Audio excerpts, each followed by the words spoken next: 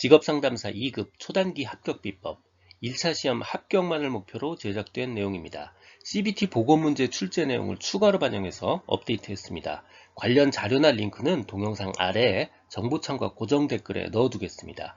도움이 되셨다면 좋아요, 구독 부탁합니다.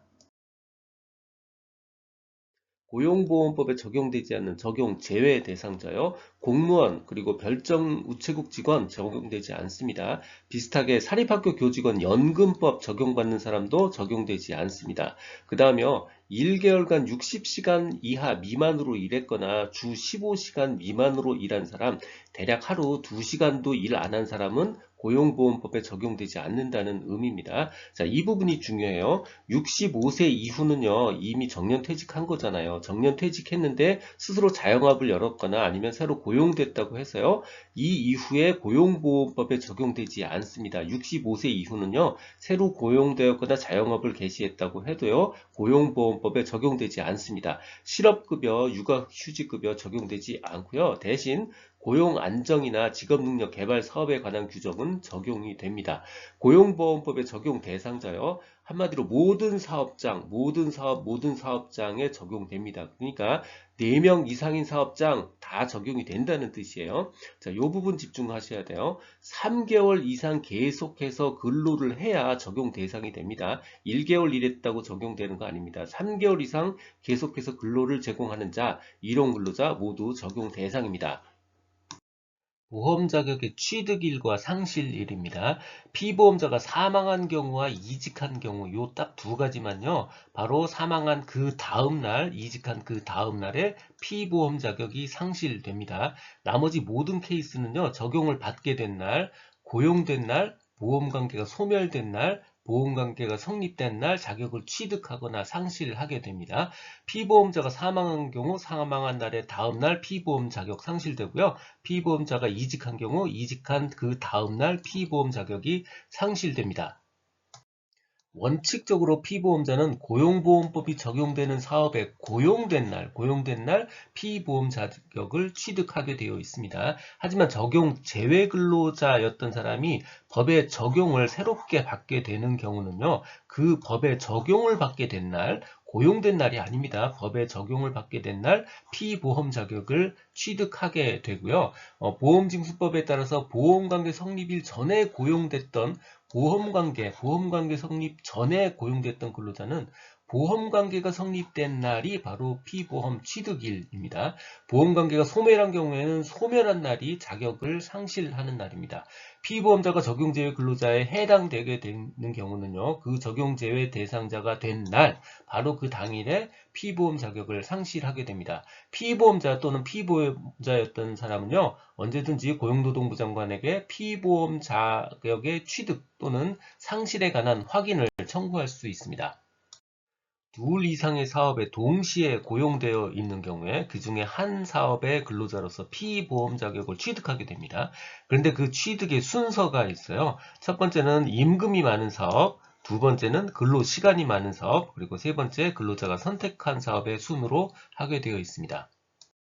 사업주는 그 사업에 고용된 근로자의 피보험 자격의 취득과 상실에 대해서요, 고용노동부 장관에게 신고해야 됩니다. 만약에 사업주가 신고하지 않으면요, 근로자가 신고할 수도 있습니다.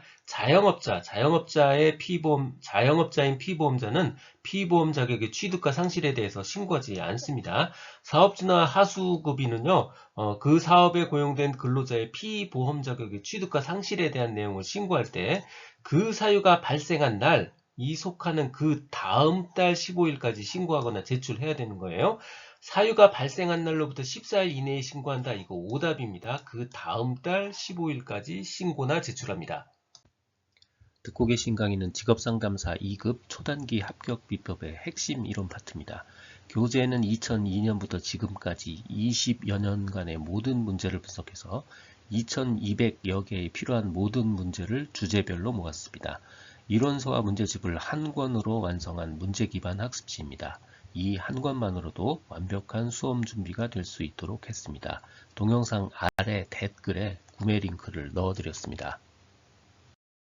고용보험법에서 심사 및 재심사를 청구한다는 건 결국 피보험 자격의 취득과 상실에 대한 확인을 하려는 거고요. 아니면 급여의 3종, 실업급여, 육아휴직급여, 출산전휴휴가급여에 대한 처분에 대해서 청구를 하는 겁니다. 그래서 청구의 대상이 두 가지고요. 그럼 누가 할 수 있느냐? 당연히 본인이 할 수 있고요. 본인이 대리인을 세울 수 있습니다. 먼저 오답부터 볼게요. 자, 이건 노동조합하고 전혀 관련이 없는 문제입니다. 그래서 대리인에는 노동조합의 위원장 절대 들어갈 수 없는 사람이고요. 이거 법적 문제이니까 변호사, 노무사 당연히 가능하고요.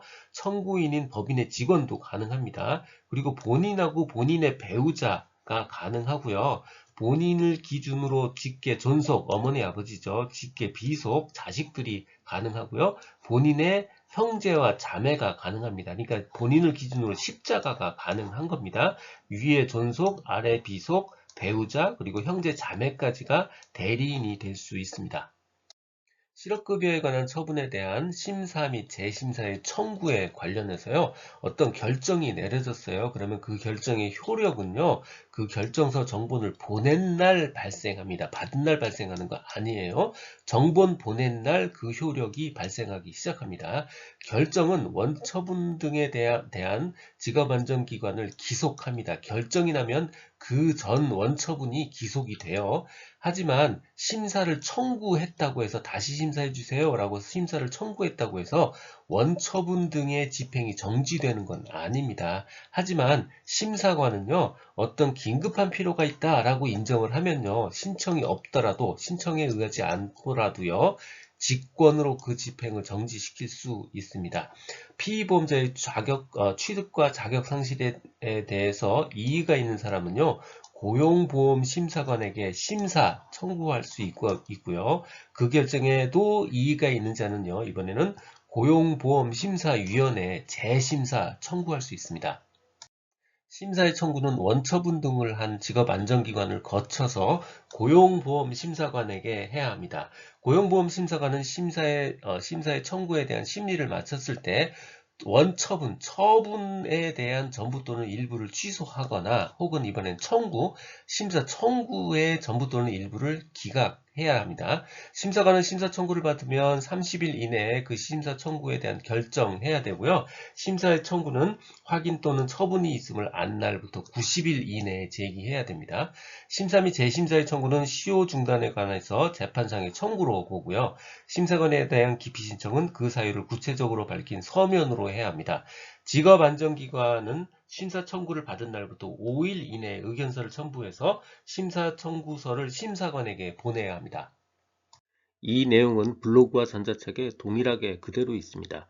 도움이 되셨다면 좋아요, 구독 부탁드립니다. 지금까지 라디캠지기 꾸벅이 박종규였습니다. 감사합니다.